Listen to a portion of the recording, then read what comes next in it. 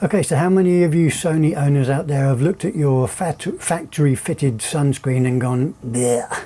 I certainly did when I bought this A7S2 secondhand.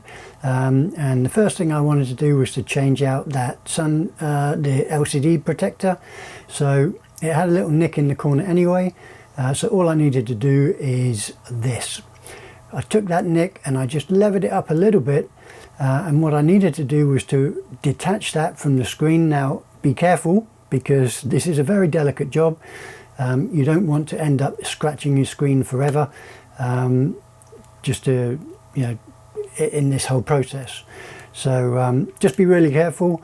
I look like I'm a bit ham-fisted, but I was trying to be as gentle as possible, and I found the easiest way was simply just to, once I got a catch on the screen, was to just roll it around. I chose to do it on my multi-tool, but you could use a pen, a pencil, until I got about halfway, and then I just went manually with my hands and fingers, just bearing in mind this thing is stuck on with a very, very strong adhesive. So if you are going to wrench it from the screen like I am, make sure to anchor down the screen with your fingers. Otherwise you don't want it would be very easy, I think, to rip your blooming LCD screen off. So take it very easy and eventually you'll get there. Now, like me, you may get some residue left over, so I just got rid of that. And I found the easiest way was to I didn't want to run the risk of scratching the screen, so I just used my finger and just rubbed that on top of the adhesive until eventually it just worked itself free. All right, awesome. Now, doesn't this look lovely? I wish my screen would look like that. Well, very soon it will. I bought myself, and this is not a promotion for any manufacturer. I bought a replacement screen from the company called Expert Shield. It's a UK-based company. Now, unfortunately, with the coronavirus pandemic out there, it did take a while for it to get to me, but it got to me, it did. And here's a little trick. When you're going to replace the guard, boil a pot of water and just place that down near the camera, or where in the area you're going to be working. All right.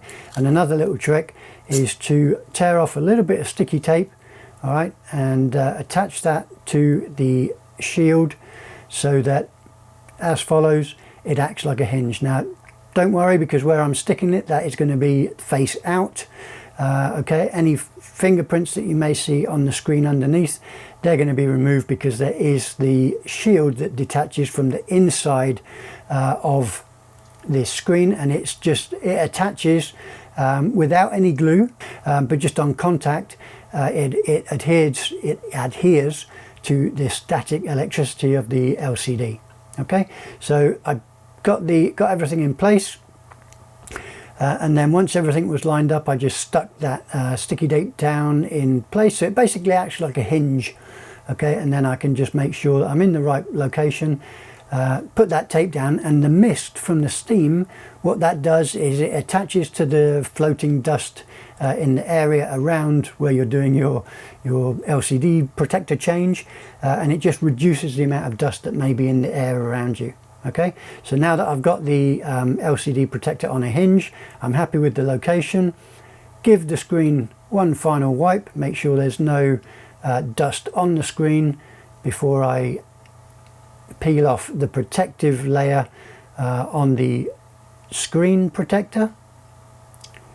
So one last clean, get rid of anything, make sure everything's there, because once this is down, whatever's under it is going to be, it will stay there.